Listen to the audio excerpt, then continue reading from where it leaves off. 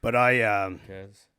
I shoot it on 4K, and then the way I cut the reels is I have to center it back to 9:16 aspect, Yeah. and that allows me, like the file size allows me to like blow it up, Yeah. and I use a bit of AI as well Yeah. to help cut the reels. Why not? Like you've got to use AI. Yeah, I Why mean, wouldn't you?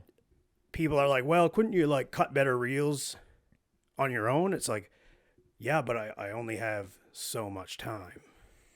So I got to maximize the People time. have always that got I opinions have. and everything, man. Yeah, the ones that aren't doing it. Exactly. Like, you got to. Anyway, we'll get into the podcast if I was going to talk too much then. Yeah, no. We're to break the ice, man. I haven't seen you in a minute. No, exactly. No, I was going to say I go through seasons, and like I'm going through one right now. I don't take advice from anyone. I don't listen to anyone. Like nobody, because everybody has an opinion. Everybody has an opinion. That's fine. I've got an opinion. You ask 5 people a question, you're going to get 6 different answers. I know, right? And the one you need to listen to the most is your own. And like, we just play whack-a-mole by chasing who we think we should be, by chasing, or doing things. Guilty. And doing things. Oh, you should use like cameras, or you shouldn't use that. What? Shut up, silence. I don't give a damn. I'm going to do it the way I want to do it, the way that works best for my life, for my everything. We just need to shut the fuck up. I know, man. And people aren't going to, so that's fine. So I'm in the season of my life right now where like I do not take advice or opinions from anybody. Anybody, like Sarah, nobody. Don't talk to me about my business. Nobody gets the right to. Like I was chatting to somebody the other day and they're like, let me tell you why I don't think your book title is going to work. I was like, whoa. You don't get that right now. Yeah. Oh. Yeah, I was kind of telling my wife too the other day, like I was going to do like a little client appreciation. I'll drop some pumpkins off. Nice. And she's like, oh, that's going to be kind of expensive. I go, I wasn't asking. Yeah. And she goes, whoa. I go, listen, sorry, but like, this is my business. I was just telling you what I was doing. I wasn't asking for your opinion because when it comes to my business, I'm going to run it how I see fit, which is like probably some people be like, oh, wow, you talk to your wife like that. But like, it wasn't like malicious or anything. I was just like, hey, like, listen, I was just kind of telling you what I was doing. I wasn't looking for feedback. Exactly. It's so true, eh? Like, fine. Are we recording? Yeah, we're going where we can get right into it, man. Whenever. Well, I want to welcome Phil Jewell on with Impact Leadership. It's been a minute. Yeah, it's been a minute. We kind of met, doing some listing photography when you're working more with Sarah, your wife. Yeah. And I think we hit it off pretty well. Like, I really enjoy Sarah, although I haven't seen her much as of late. Yeah. Been pretty buyer heavy. And you did an awesome bit for Remax and the keynote there. Yeah, the keynote speaker, and I was really into that. I loved it, and fun. I was just into I think that was last year, right? No, it was this year, this March. Yeah, right at the start of the year. Gala there. Yeah. Man, the friggin' Remax days Atlantis. and years just blur. Yeah, I know. Tell me about it. But I had just finished a year of podcasting, and I was meaning to reach out to you because I knew you were telling me about, getting after this part of your business, and I was like, man, that'd be a great episode because I struggle a lot with, leading myself to goal setting to, entrepreneurship. It's tough. It's lonely. It's a lonely game. Leadership's lonely. Entrepreneurship's lonely. And I often say it's lonely, so do not do it alone. So it's great to have this conversation. Absolutely. Yeah. I'm hoping the viewers get something out of it. I think I'm definitely going to get something out of it. And I hope you do too. Oh, I'll definitely I just enjoy the conversation. Yeah. I love talking about leadership. I love talking about my failures, my mistakes, my growth, and other people's as well. Yeah. I've been learning too that, I've read a book recently. It's about perfectionism, and I never really thought of myself as a perfectionist. Yeah. But I forget the author's name. I should know. I just finished the book, but it's called Never Good Enough. Yeah, okay. And it's about like outwardly and inwardly focused perfectionist and kind of how it can add to your life, but it can also take away depending on how you govern yourself. So, and I've learned, that potentially, most definitely, actually, some of my issues or problems throughout my life that I may have actually caused some of them myself through, my high expectations of myself and potentially laying over similarly high expectations on others, and they're Yeah. not even probably aware. Unfortunately, I've had to learn this. I've assumed that people would just have the same Yeah. expectations Yeah. to do things to a level that I think is appropriate, which not everybody operates that way. That's amazing self-awareness, though. Yeah. It takes a lot, because I recently kind of came to the same conclusion that I have no right to impose my expectations and standards on others. Yeah. And every time I was getting annoyed or frustrated, or somebody wasn't living up to my standards and my expectations, well, I have no right to impose my standards and expectations on other people. So I think that's a really good self-awareness. And you mentioned about the problems and issues maybe that you've caused yourself in your life. And I think if we're all honest, and we all want to take accountability, we should look in the mirror and say that we are 100% accountable for all the challenges and issues we've faced. Yeah. And we all face them. We all face them. 100%. And I found especially in today's world, it's easy to be the victim. Oh my gosh, it's so true, and Right. it's so easy to be the victim. And then it kind of takes everything off you. It's Yeah. like, oh, well, Yeah, not my fault. Not I my can fault. Blame somebody else, and it's right. and that mindset is not the mindset that I align with, and not the mindset that you or any entrepreneur, because you can't have that victim mindset if you want to be successful. Yeah, man. And one other thing I've been trying to get away from is I'm super competitive and mostly hardest on myself, and I'm bad for comparing. Yeah. And then I get caught in that vicious loop where I'm not as good as that guy or that girl, or this one sells more real estate than me. Oh, well, they just started, they must have an advantage for some reason. And it's everybody's situation is unique to themselves. And you never know. Yeah, maybe somebody did have a little bump from something that or they did something different than you, and it just hooked in, and everybody's going to have their time. And I think you just got to, it's funny, I'm talking to you about this and I still have a hard time doing it. Oh, but I think what you're saying is so true. I think we all need to actually admit that we all compare. Let's be honest. We know comparison, It's the thief of joy. Exactly. We know that. But I don't believe a single person that looks me in the eye and says, I don't compare myself to others. I'm like, yes, you do. We all do. I'm sorry, we just do. It's human nature. Yeah. But also, if you look at how we are raised in our society, in our education, we're ranked, we're compared with others, because that's how our grading system works. Yeah. In your industry, you are compared against others every single month with sales figures, sales stats, awards. That is, and so we live in a contradictory society. So, don't compare yourself with others. However, but the industry you work in is going to compare you against everybody else every single month. Oh, but don't compare yourself with others, Chris. It's like, you know what? Let's just acknowledge the fact that we do compare ourselves. It's a little hypocritical, isn't it? So just let's acknowledge the fact that we do compare ourselves. We know we need to probably limit it. We know that, let's accept that, we compare ourselves to others, but also let's try and compare ourselves to our own growth, where we've come from, where we're going, our own definitions of success, and all those sort of things, to try to round it out a little bit more, to try to balance it a little bit more. But just saying that, we shouldn't compare ourselves to others, we do. I do. Everyone does, and it's biological. You're benchmarked against everything. Don't fight it. That's all I'm saying is don't fight it. Just, that's fine. Whatever. I'm comparing myself to others. In fact, I was just talking to a friend of mine. We were talking about hockey tryouts, and we were like, I know I shouldn't compare my kid to other kids, but I just do. And of course, they said the same sort of thing, and it's just having that open, honest conversation. Let's not all fool ourselves, because like I said, there's so many people who I don't compare myself to others, and I'm like, yes, you do. You just don't admit it. Whether you admit it to yourself or not, I don't know, but you definitely don't admit it to others. Yeah, one thing that brings to mind, I don't know, it's not exactly comparison, but it's like, like we were talking about, not taking, opinions from other people. Yeah. Huge Joe Rogan fan. He's always telling everybody, somebody will post something and maybe they dive into the comments and it gets a little negative. He's like, oh yeah, just don't read those.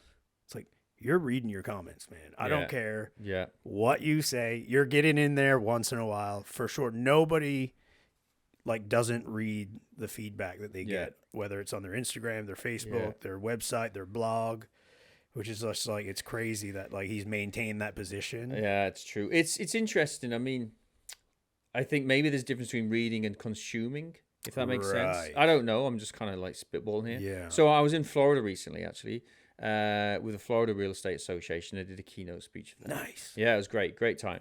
Anyway, so I have a feedback tool, which, you know, I used at Remax there. Mm-hmm. And, you know, 99% of people, great feedback, great comments. One person, so less than 1% of the audience gave me some terrible feedback, like hammered me.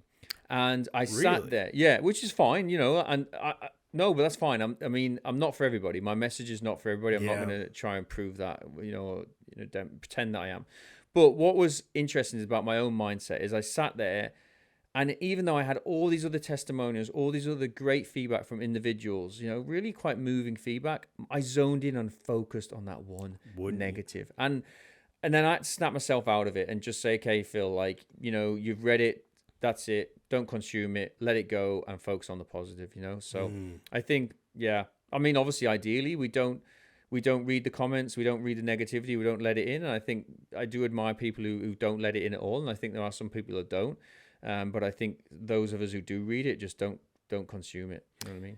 Yeah, it's funny you say that, because it's easy to focus on the negative, even if they're surrounded by positive. And I go through the same thing, you know, and I'm pretty open about it. Like I'm doing all right, but I'm a little behind last year in my business. Yeah.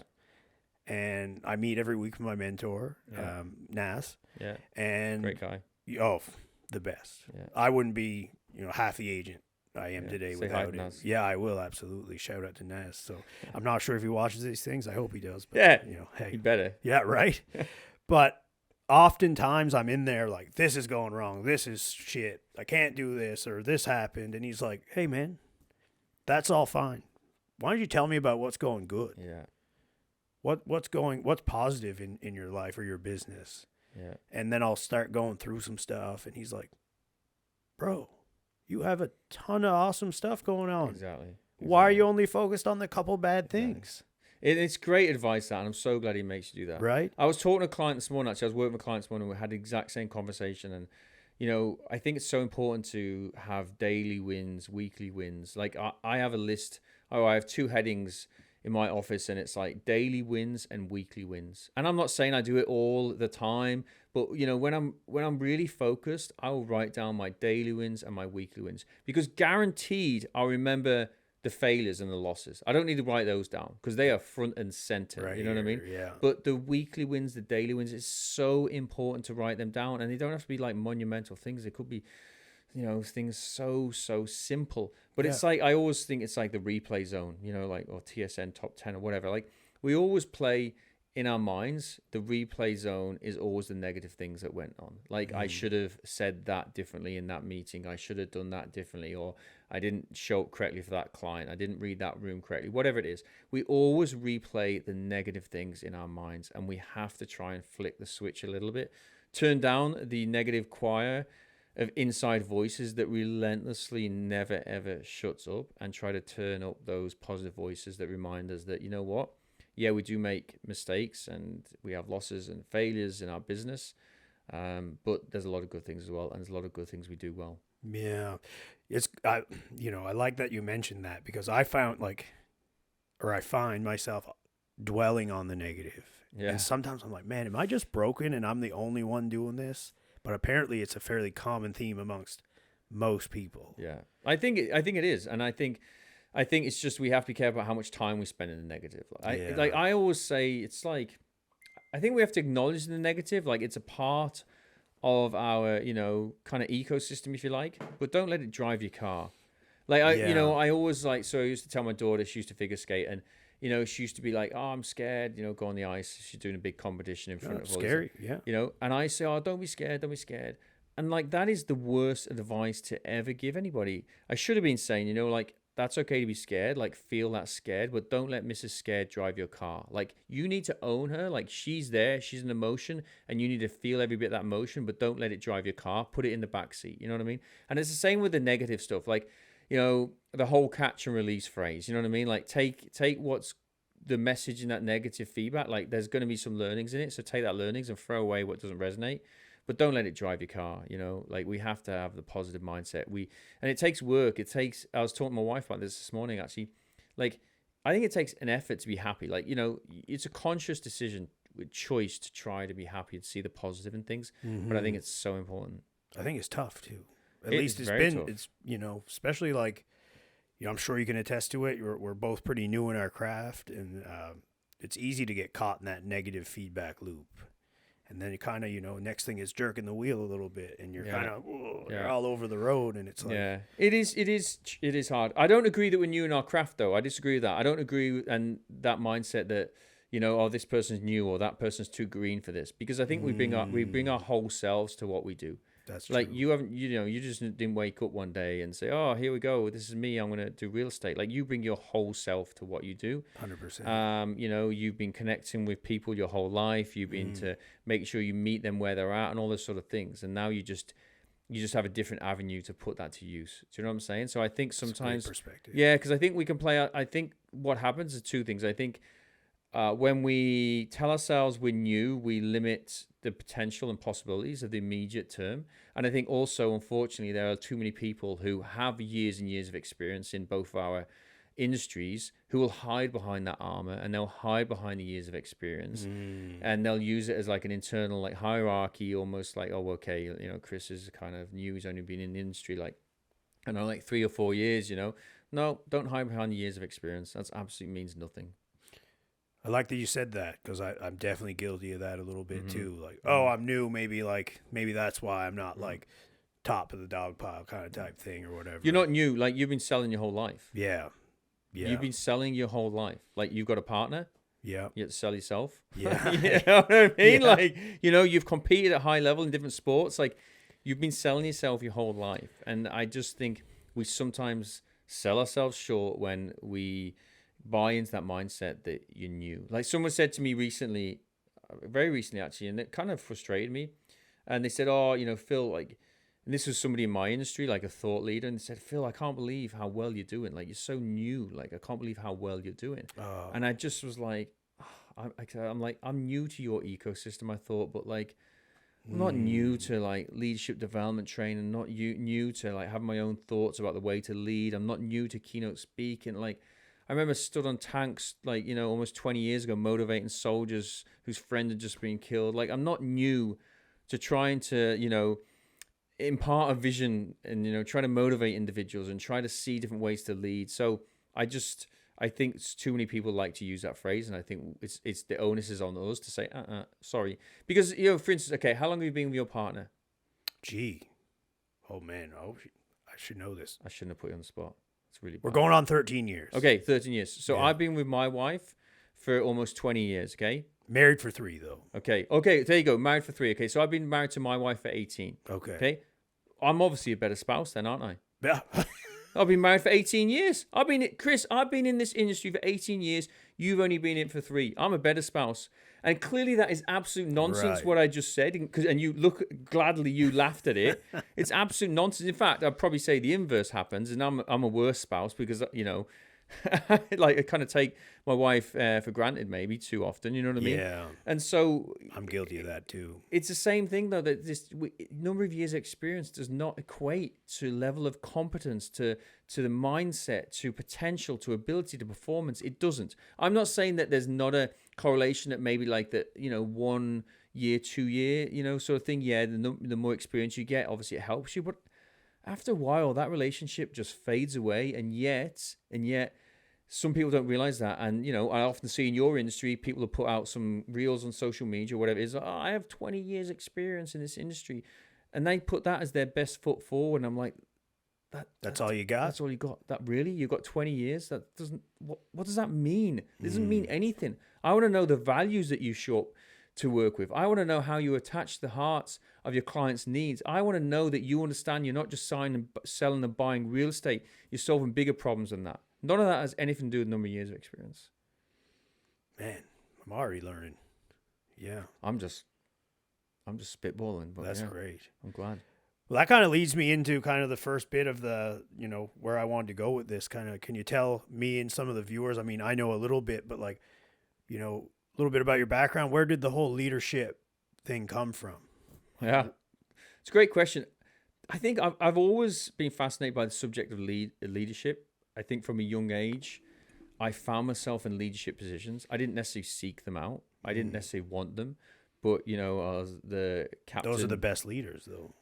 Well, that's what they say. I certainly wasn't the best leader at many times in my life, but I found myself captain of the sports teams, cricket. Give my accent, captain of my cricket team, captain of my soccer team. Working at a fast food restaurant, and all of a sudden being a team leader, and all these sort of things.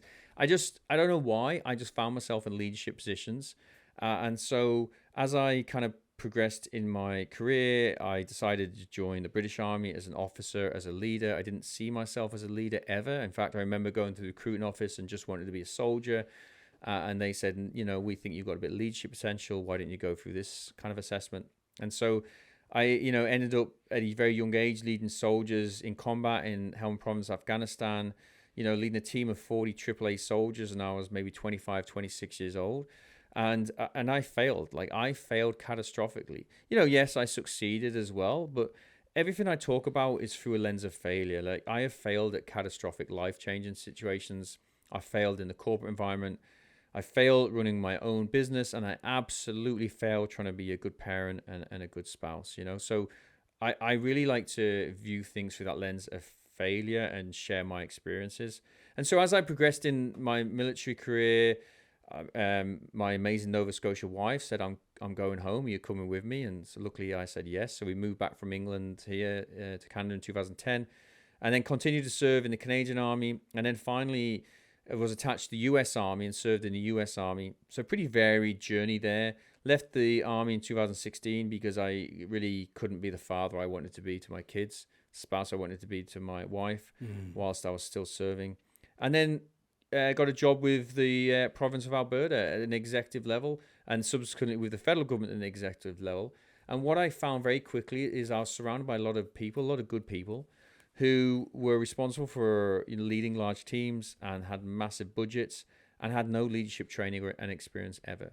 And all of a sudden thrown into these positions. And I'd been given so much leadership training, in the British Army, so much leadership training and exposure in theory, in practice, and in real life. And I started to facilitate and teach leadership for the Northern Alberta Institute of Technology, which is like our NSCC, Polytechnic.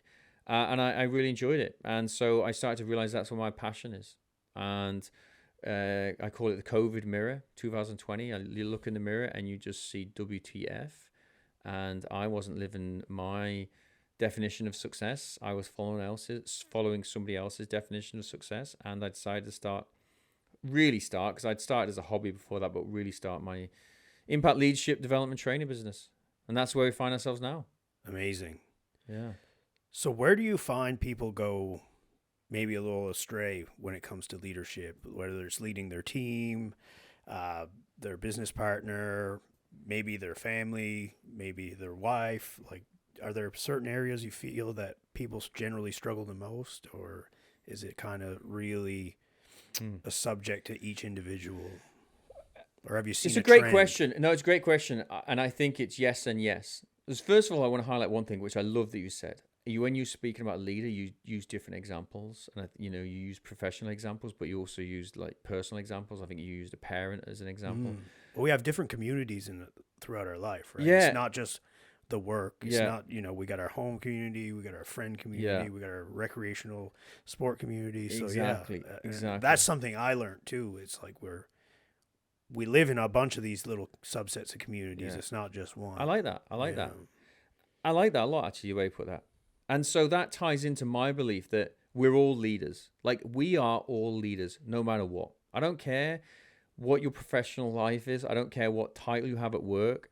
We are all leaders. We all have a responsibility and accountability to show up to make the community we're part of better. I remember early on, or a few years ago, actually, I was doing a talk to a group of individuals, and very early on in that talk, somebody stopped me and they said, okay, Phil, this sounds like it's going to be great, but I'm not a leader, And I said, okay, that's fine. I mean, you know yourself better than anyone else, and if you don't think you should be here because it's not relevant to you, then that's fine. I said, before you go, would you mind if I ask you a couple of questions? And they said, yeah, sure, no problem. I said, well, would you mind if you told me a little bit about your personal life, just as much as you're comfortable to share? And they said, yeah, I'm a single parent of 2 kids. And I was like, okay, stop. I said, I know I'm not supposed to cut people off. I said, but 40 seconds ago, you just told me you're not a leader. 10 seconds ago, you just described the most important leadership role that we have in our society, being a single parent to kids.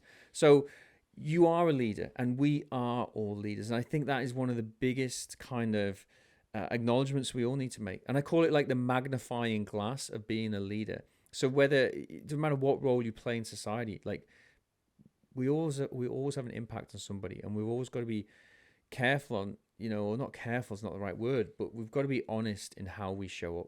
So going back to your original question about what, some of the biggest leadership challenges individuals face, I think maybe 2 things. First of all, I think society, and I say Hollywood, has given a horrendous job at what leadership is. Like they have portrayed a leader is somebody who's, a white male in a suit stood on the stage, corralling the troops or whatever it is. You know what I mean?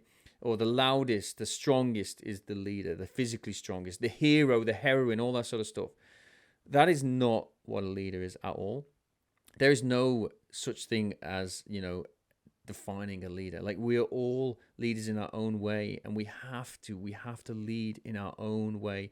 Some of the best leaders I've ever worked with never ever wanted to speak publicly in front of people. That just wasn't their comfort zone, and they were fantastic, empathetic leaders. So I think just owning our own uniqueness, our own strengths, our own weaknesses, and not trying to emulate anybody else, not trying to fit in a box that we think a leader needs to be is absolutely key. And then the second thing, I think the biggest leadership trait, skill, characteristic, whatever you want to call it, that we need now and in the future is self-awareness. Like self-awareness. That is the number one skill that any one of us needs, especially leaders, is self-awareness. Because you alluded to it earlier on, is you can only lead others as far as you can lead yourself. Like that is it. Like there is a hard line. Like you can only lead others as far as you can lead yourself. I do this 12-week leadership development course. And, often sometimes folks go, oh, it's going to be cool. I'm going to get this guy who was in the army. He's going to tell us some war stories. And no, I'm not. For the first 5-6 weeks, I don't talk about anything but leading oneself. Like defining what leadership is, looking at our own mindset, looking at our own biases, looking at our emotional intelligence, our social intelligence, like all those sort of things. Because until we can look in that mirror and really understand what's going on, we have no right to think we can lead anybody else. Yeah, that's great. And it kind of leads me back to what we were talking about a little bit earlier was, self-awareness. And, that's kind of been my biggest journey lately and you kind of alluded to it. And I make the comparison, like, in order for me to be able to really help somebody else to like my full ability, like I have to be aware and kind of, I don't know if you say like, maybe. Yeah. I kind of equate it to like, when you're on a plane and something's going wrong, the oxygen mask falls down, and like the instructions are like, you need to have your mask on so you can be in a position to help the next one. And I look at like the self-awareness piece and like really having a handle on yourself as kind of the same thing. So before I can coach or really give the appropriate kind of energy to somebody else to get them to the next level or out of the rut that they're in or the help that they're asking for, like I need to be in a position to do that. Yeah. So self-awareness, and COVID, the pandemic, I had a lot of problems with it. I'm probably not the only one, but I think we all did. Yeah. And I found myself kind of going in a bit of a spiral, and I was like, I need to kind of grab a hold of something here and figure some shit out. And that's where the whole journey started for me. The other thing with leadership, you also mentioned, you failed at a lot of stuff. That's a big part of being human, trying new things. Obviously, being a leader, you're not going to win all the time. How do you deal with failure? That's a great question. I think reframing failure is maybe my initial answer. Like, I think failure, again, has been given a bad rap in society. like failure's negative, you know, but actually failure is the part of every single process. You know, it's like I said, you know, when you heard me do my keynote, like it's not win or lose, like fail or succeed. It's win and lose, fail and succeed, fail and succeed. Like it is just part of the journey. And I think if we terrified of failure, then we're not going to take the risks, and we're not going to try in the way that we truly want to try. You know what I mean? We're going to play safe, and we're going to try and emulate somebody else and all those sort of things. So I think redefining it, looking at it as having that growth mindset, I guess, and stealing Carol Dweck, fantastic author and researcher. She has an amazing work on mindsets, but having that open growth mindset where failure becomes I failed and not I am a failure. You know what I'm saying? And that's... Do you think that's where we've kind of fall off there, as we fail once and we see ourselves as complete failures versus like, well, we just failed at this one thing? Yeah, I think so. I think that's the right there is the simplified definition of the fixed versus growth mindset. And I think the fixed mindset is, you know, you really internalize the fact that, oh no, I am a failure because of this. Whereas growth mindset is, I know I failed, but I am not a failure. Like this business failed, or this process failed, or this transaction failed, or whatever it is. It doesn't mean I am a failure, you know? And I think you have to be able to acknowledge that, and you just have to be, you know, okay with, like, everyone fails. Like, we all fail, and a lot of people, not a lot, but some people try to mask that, and it's easier to mask it in today's society with social media and all those sort of things. But we're all failing. Like, we're all failing every day. You know, some of us have chosen where to fail, and some of us haven't chosen where to fail, but we just have to embrace it. Now, I'm not saying like the same mistake in the same area, like repeated failures. Okay, like that's getting a bit, you know, silly, Phil, if I keep making the same mistakes in my business and failing. But I just can't imagine how any of us would ever really achieve great things if we didn't embrace failure. We didn't almost strive to fail, you know? So you find maybe the fear of failure is what holds a lot of people back from really chasing that dream. Like, instead of, like, you know, maybe you got a decent job, maybe you're kind of like it pays the bills, but you really had aspirations to be a keynote speaker or a leadership mentor or a coach or whatever it is. Yeah. Like, you know, and yeah, you know, maybe it's influenced by different people in your life that told you should be this, but you really wanted to be that. And then you're the fear of failure, of failing, you know, setting yourself out to do that, and then maybe also failing your parent or your spouse that said, like, no, go the safe. Yeah. This is safe. This is good. Like, don't worry about that. That's risky. Yeah. That's a great way to put it. I completely, 100%. The fear of failure. And I like the fact that you mentioned that often, and I was certainly, we live in somebody else's definition of success. Like, we're climbing somebody else's ladder, and we're doing what's safe for other people, but not what we want to do. But it's fear of letting them down. It's fear of failure and kind of showing ourselves up. It holds us back. It holds a lot of us back. Because I know I mentioned it a few times, and maybe I got to get off of it, but I often find myself in these conversations with a lot of my guests. And, you know, for me, and I mean, I had a great upbringing. Like, you know, my parents were tough. They had high expectations, probably the reason partially of the way I am today. But, you know, Dad was a super hard worker. He was, you know, lobster fishing with my grandfather when he owned the business. He was also doing electrical work. He was Red Sea electrician. You know, doing both in the season, also in the electrical in the off season for fishing. Gramp ran the boat. He was also a carpenter. They ran their own businesses. They're commanders of their own universe, their schedule. And they're I mean, my grandfather, especially my grampy, he was like the greatest man I've ever known. And for some reason, you know, we lived, like, I could throw a rock and almost hit his house. Like, that's how close, you know, we were in proximity, and we were much closer relationship-wise, because Dad was always, like, going. Yeah. So Gramp was kind of that, you know, almost Stable. the second dad. You know, he's always there, retired, and he was always doing, like, maintenance work around our house. And I remember many a times I'd go up, because I'd often go up the road or up the driveway for wisdom, because I just thought Gramp knew everything. Yeah, that's right. So awesome. And oftentimes, you know, we'd get into, you know, the future and life, and he's like, yeah, Chris, he's like, you know, you really want to get, go to university? Because I was like, I'm going to go fishing. And they're like, nope. Like, just like straight up, like, no, it's not for you. You don't want to do this. You don't want to work with your hands. You got to go to university, get a degree, and then you got to get a job with a pension, a salary, pays benefits, and benefits. Don't ever leave it. Meanwhile, they're living great lives. Yeah. We wanted for nothing. Yeah. Same with my nan and my grand. They did whatever they wanted, whenever they. I mean, they weren't like super extravagant. Yeah. But if they wanted to, sometimes we lived in Yarmouth County. Sometimes they'd love to run the roads, like drive, go for drives, go eat out. And sometimes there's this little, I don't know if you've ever went, but there's this little restaurant called the Blarney Stones right around Bridgewater on the 103. Some days they just pick up and go, just drive, a couple hours for lunch and come back. It's not that that's that crazy, but like some people can't afford to do that. And I just found it like, especially looking, back on that today and what I'm doing now, it's like, well, why was that good enough for you? But all of a sudden, I have to take this trajectory to be successful and fulfilled.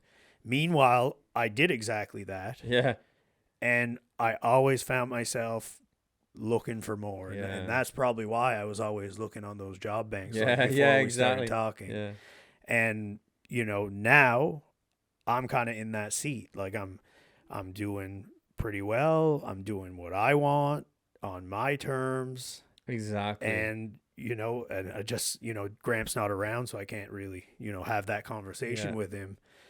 But I just, was it just a product of the times or like what, Jeez, I don't know. I don't know any more than the next person, but I think what you just said is what I would say is, I think it was a product of the times. I think, unfortunately, that was the message that they were getting told, if you like, by society, and that society in like quotes there, because what is society? But that was the message that they were getting told, and I think that's the message that they were led to believe, that they were then passing on to their families, is that you need to go and get as high an education as you can. You need to get a good job, secure job that pays a decent salary and has benefits and has a pension.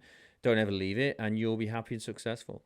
And I think for so long, that was a message that many people believed, and many people, maybe people our age, were living. And I think over the last 5-10 years, we absolutely know that's completely flawed. Yeah. And it's nobody's fault. The people who raised us were just, that's what the message that they were being told, and they believed, and they wanted the best for us because they love us. And now we're realizing that, I think there's a lot more different ways to actually do it. Yeah, and I guess what I'm getting to is for many years, and mind you, like Unilever, great job, work from home. I was the Atlantic District Manager. In my early 20s, I thought I made it. I thought I achieved what Grandpa and Dad said. And, they'd be quick to tell me I did. Yeah. But as the years progress, you feel less and less fulfilled. Yeah. And then you start realizing it's like, I think I'm living the life that my grandfather and father wanted me to have, and this isn't really me. That's so true. And I don't think we're alone in that. I think there's so many of us who live somebody else's definition of success. Because I think it comes back to the fear of failing your parents. Exactly. Your parents' vision. Yeah. I mean, your industry is a good example, if you're honest. If I'm brutally honest, I think a lot of people are living the industry's definition of success, which may align to their definition, but I would always encourage everybody else to understand what your own definition of success is first, and then it's okay if it aligns with your industry's definition of success. But if it doesn't, you need to have a look in the mirror, because when I look at the definition of success in your industry, it's bigger sales, bigger money, bigger paycheck. You are successful. Whereas I would personally, for me, when I quit my corporate job and started my own business, like for 6 months straight, I could walk my kids to the bus stop and pick them up. Like, that is the most successful I've ever been in my entire life. It really puts things in perspective. Yeah. Because I'm caught. I'll admit it. I'm definitely jammed in that. Yeah. Oh, well, I'm not in the top 25. Exactly. I'm not the best. And then, I was talking to one guy, and I even went as deep as like, do you think like the type of car I drive matters? Yeah. Meanwhile, one guy's like, oh yeah, you need to at least have a Lexus. Yeah. Other guy sells 3 times more real estate, drives a I don't know if it's 10-year-old. It's not Yeah. new. He's had it since I've known him. RAV4, Yeah. not even the limited Yeah, best yeah, trim. Yeah. And he's like, and they're like, why don't you guys get a new car? He's like, I don't give a shit about that. Yeah. You know, but he's got a couple kids, and you can see how involved he is with his children. And, Yeah. you know, although he's like, either the top or one of the top guys, Yeah. you know, you barely hear him talk about it. Yeah. Yeah. You know, and it's just, and you know, these two guys I'm talking about are pretty close. Yeah. Yeah. And they're totally different. One's all flash and glam. The other one's just regular, doesn't even dress nice. Yeah. I mean, I shouldn't say that he dressed, but like, you know, he's not in a suit and a tie. Don't name him. Yeah, no. Well, I think it just sums But up I'm stuck. I'm caught in there. I'm like, Do you know why? and I'm super competitive. Why? Okay, and this is like, I can't believe I just said, you know why, as if I know the answer. But Well, I've been waiting for somebody to tell well, me. I mean, I'm just spitballing, but as if who am I to say, do you know why? But anyway, it's you're trying to emulate somebody else. Like, you're trying to be somebody else. You're trying to please other people. You're trying to subconsciously and consciously be the person that your industry says you need to be, and you cannot emulate anybody else. You have to be Chris. Like, you just have to do it your way. And before we started recording, I think I was talking to you about how the season I'm in is that I don't take any advice or guidance from anybody, because I think it's a whack-a-mole game, and we try to, we adapt, change, shape, mold who we are to try to fit in, to try to avoid failure, to try to, avoid people hitting that bullseye on our back. And they still hit it anyway. And we still fail anyway. Mm-hmm. So we might as well fail it when we're showing up as our true selves. I think we have to ruthlessly own who we are, show up as we are. We have to silence all that rhetoric and that noise about the way you should do it and what you should have. Right. I'm a failure because I'm not number one. Yeah, I'm failure not number one, or I'm a failure because I don't drive this car, or whatever it is. It's absolute nonsense. And I'm not saying it's wrong that people who want to do, that's fine. If that's the way that they want, if that for them, that's their definition of success, that's amazing.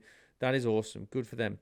But you have to live, and show up in the way that is absolutely true for you, because if not, you're just going to play whack-a-mole your whole time, and you're never going to really know who Chris is. And the world is craving authenticity. Like it always has, but right now, more than ever, I think we are craving authenticity.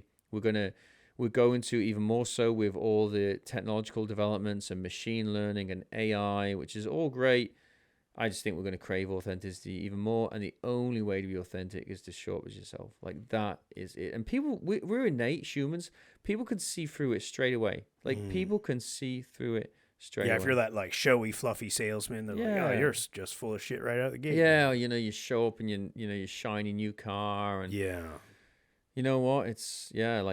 It's almost like a shield you're hiding behind. It is a shield. In fact, I often say to my clients when I walk in, I was like, hey, I'm not walking in here in a suit. I'm going to talk to you about all the Fortune 500 companies I've worked for in the last 20 years, like somebody from one of the large consulting companies may do, etc. I say, but I will talk to you about real life operational leadership challenges that I've had, real life leadership experiences that I've had across different industries, different countries, different cultures, different continents. You know what I mean? And I'm just going to show up as myself. And if it's not for you, it's not for you. Yeah, absolutely. And it's funny. It's like, back to me and Nas's conversations. Obviously this is being pretty vulnerable, but he's like, yeah, you're not happy with where you are, but what about when you left a corporate job? And I'm making as much money. Yeah. We got we did an awesome renovation here. Like, we're sitting in it. Yeah. I got an Airbnb that pays my mortgage. Yeah. I got no car payments. Yeah. My wife's fucking awesome Yeah. and super successful. Yeah. He's like, what are you stressed about? You're living, you just told me you're living better than you've ever lived. And here you are complaining because you're just not where you want to be sales-wise.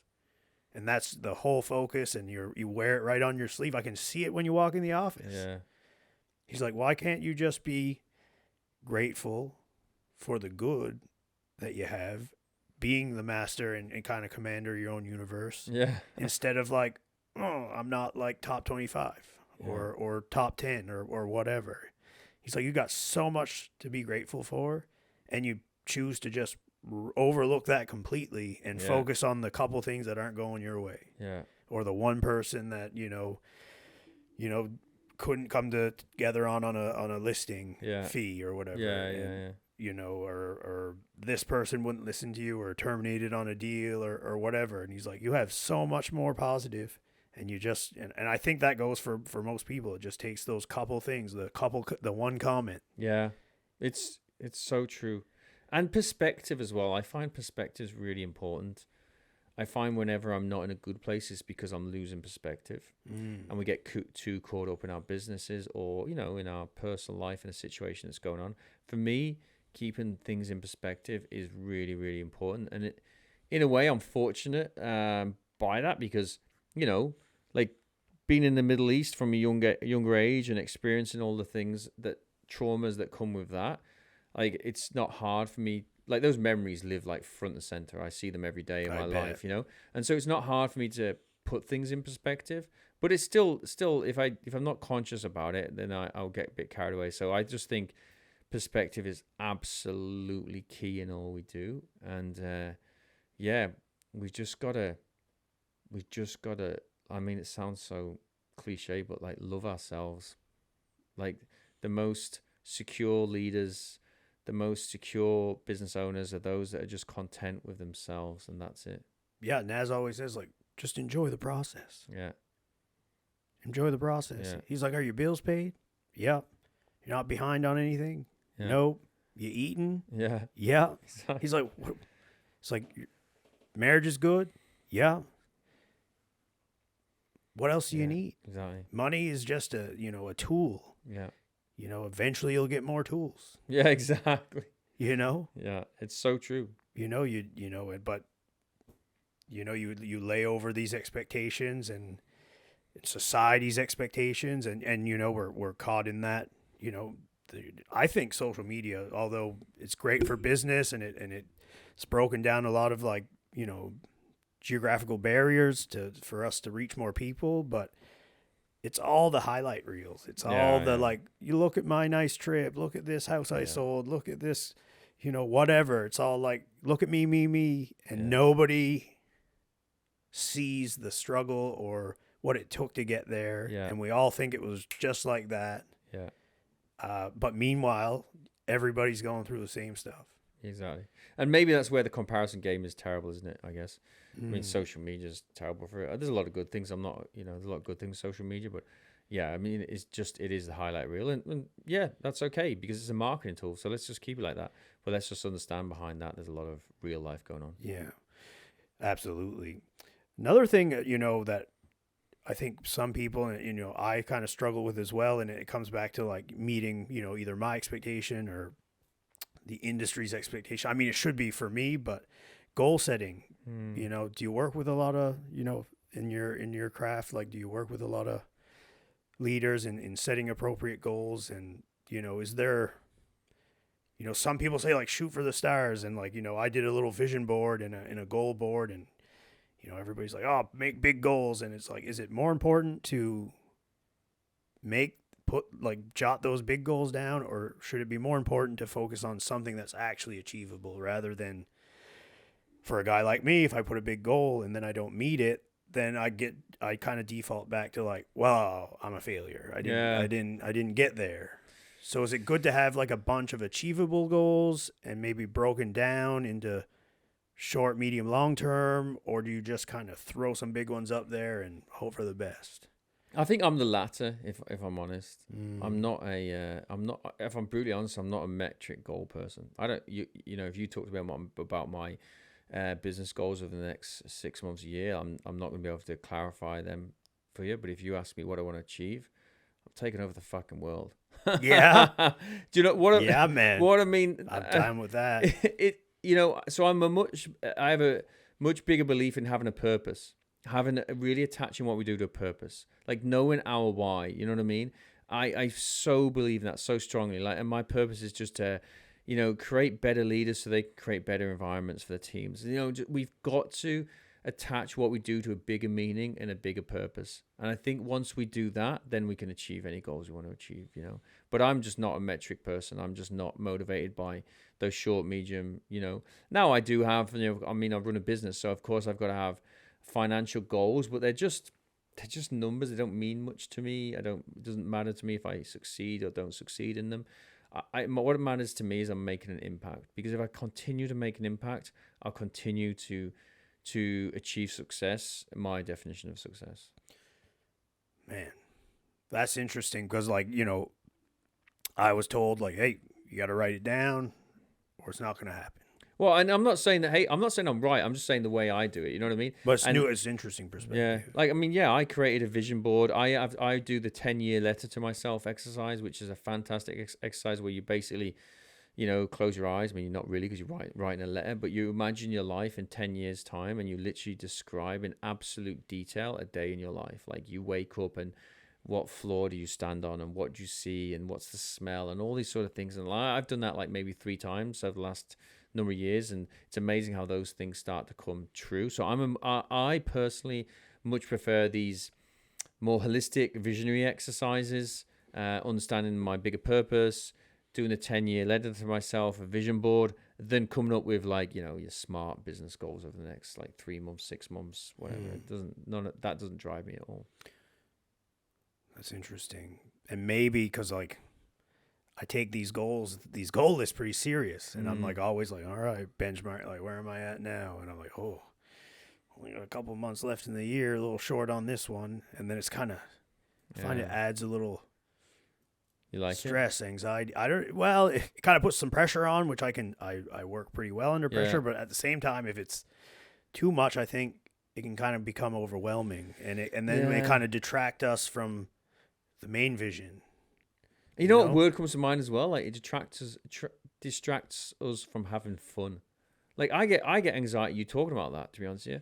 Well, that's why I'm like, can you imagine? Like, I like, at the moment I'm going through a workout phase where I'm just going to the gym and just having fun. I don't care if I lift more or less than last week. I don't care if I do more or less reps. I don't care. I'm just having fun. And I think there's a balance. Okay. I'm not, and you know, there's going to be millions of business people telling me I'm wrong right now, and that's fine. Yeah, I am wrong for them. But all I'm saying is, for me, like, we just got to have fun.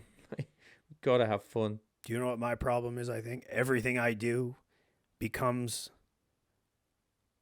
I'll give you an example. So, used to go to the gym. Mm-hmm. All of a sudden, not just recreationally working out anymore. I'm doing amateur bodybuilding. It's gone to the total extreme. Mm-hmm.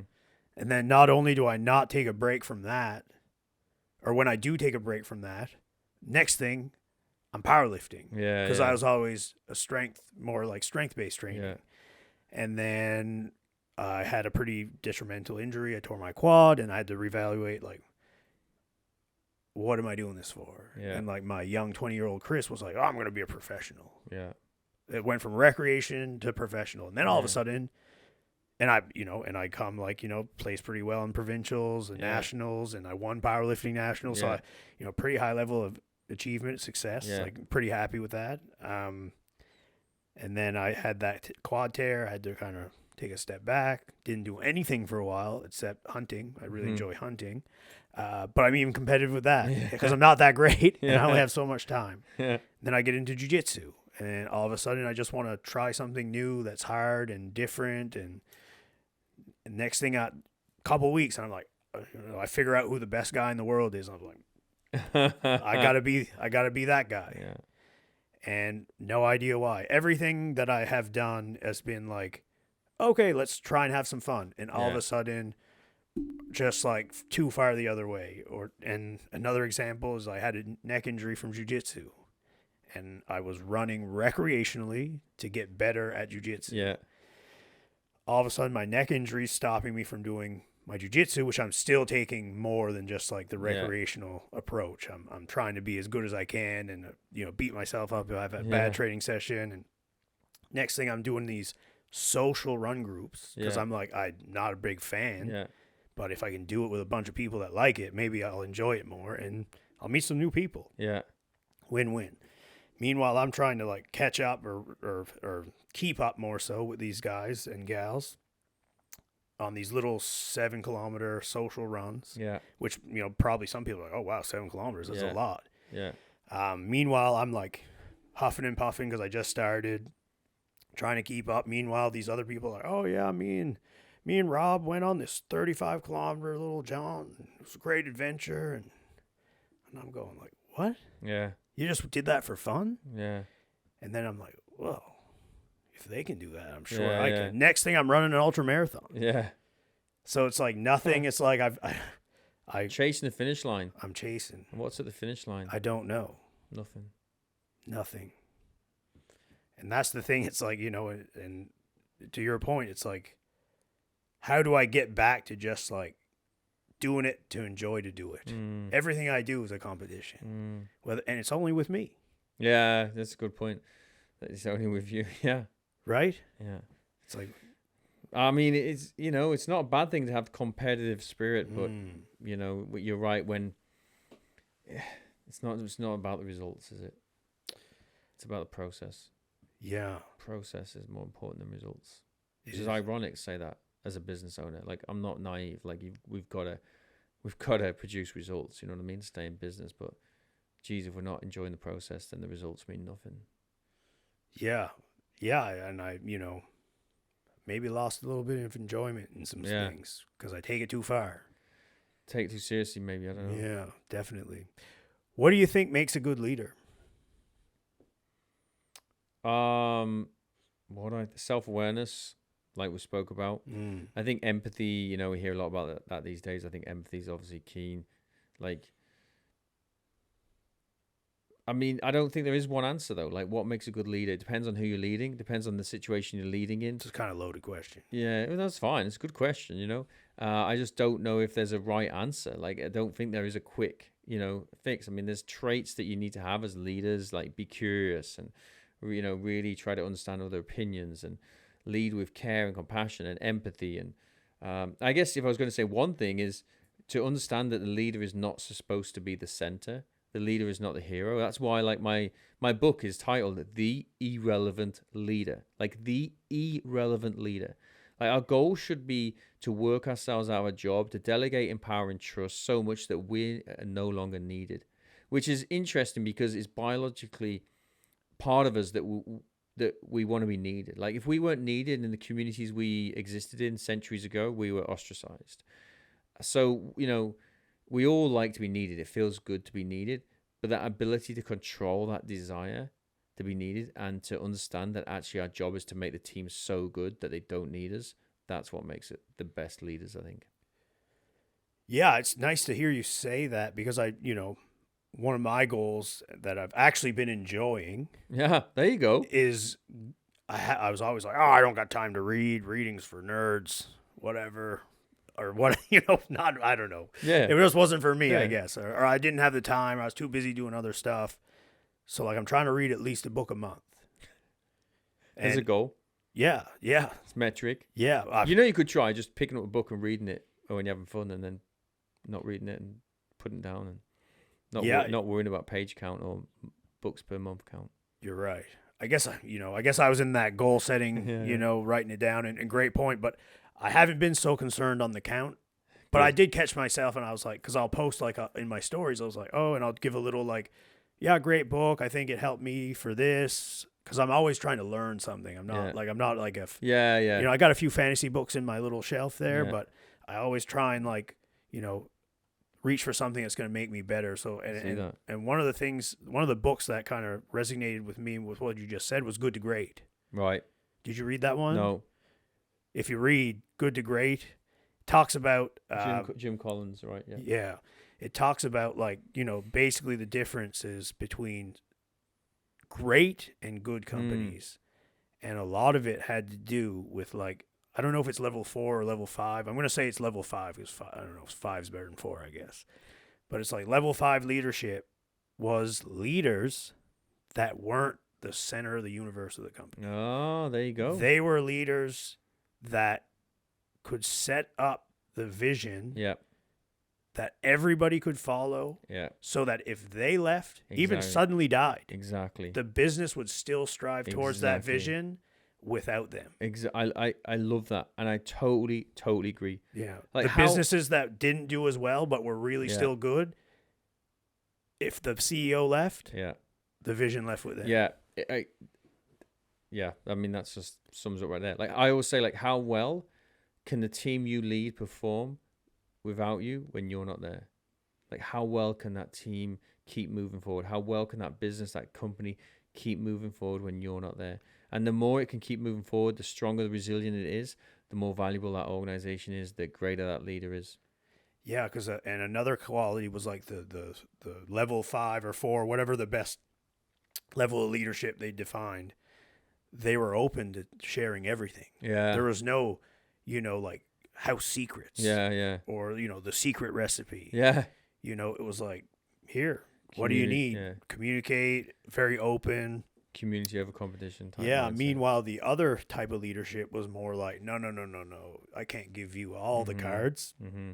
Then I have no value. Yeah. Because it's got to be like, look at me, I'm the guy or the gal, and I'm the spotlight. And they're concerned more with their self-image than the actual company's main vision. And that's where a lot of companies, and they all rated them through the stock market, their share price. Be like a little spike, and then meanwhile, the great companies, they'd like 10x the average stock price. Yeah.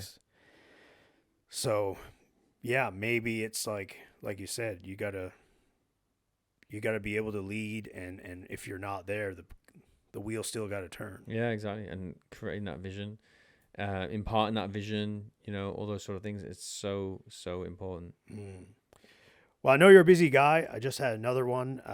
If you had anybody struggling, whether it's like in leadership or goal setting, and they're having a hard time, like where should somebody start to try and right the ship, so to speak, if they're having a little bit of difficulty, whether it's keeping motivated or, steering their business in the direction they think it should be going. Someone told me once, if you walk up to a tree and you start speaking to it, you feel better about yourself than if you keep your thoughts inside. And I was like, I'm not sure. And then I started to really reflect on that advice. And I started thinking, you know what, I'm going to give it a go. And that somebody was my therapist at the time. And I started to walk around my neighborhood or run around my neighborhood. And I started to talk to myself, mumble to myself. It started to feel good.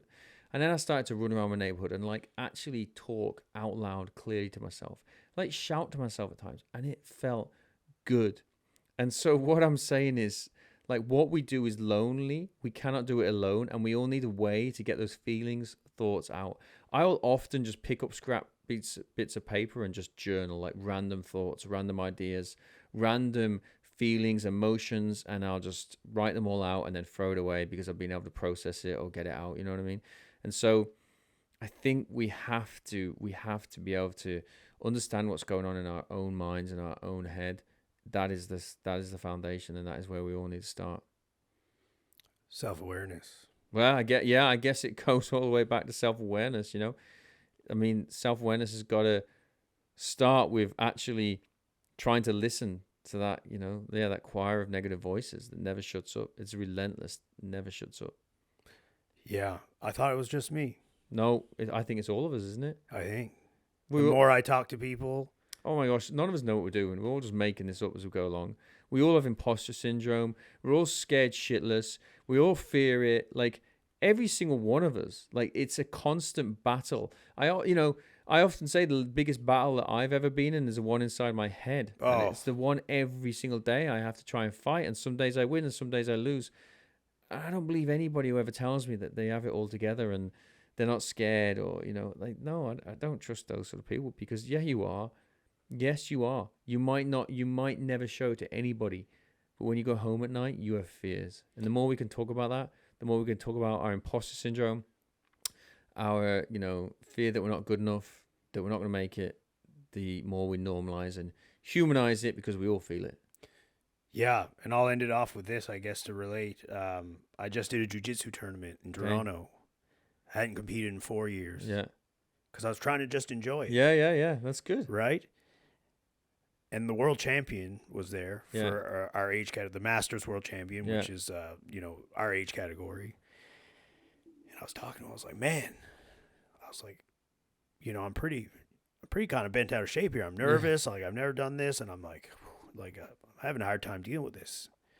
I go, I feel like I'm a little, behind the ball here relative to everybody else. He's like, listen, if you weren't nervous, I'd be worried about you. Yeah. Yeah. So it's like kind of the same thing. Yeah. I like that. He was like, it's fight or flight. Everybody has it.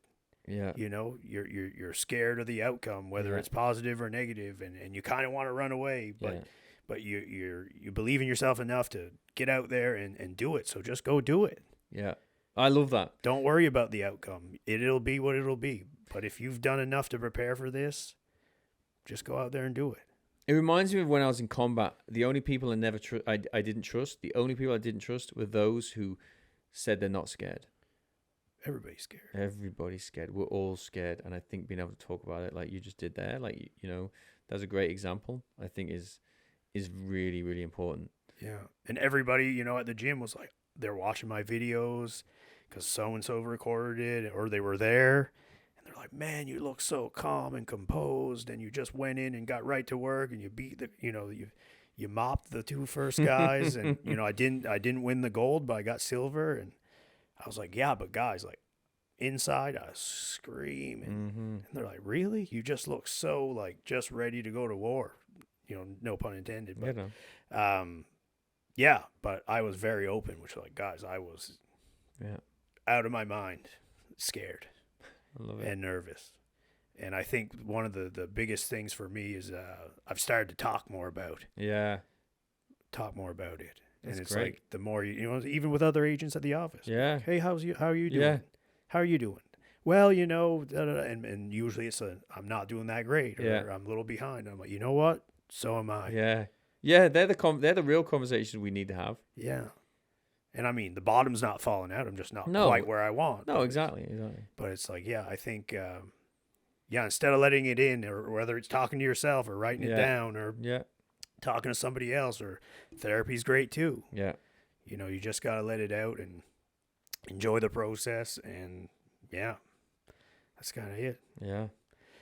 All right, man. Well, I know you probably got to get to the next thing. I've been really looking forward to this chat. Yeah, it's awesome.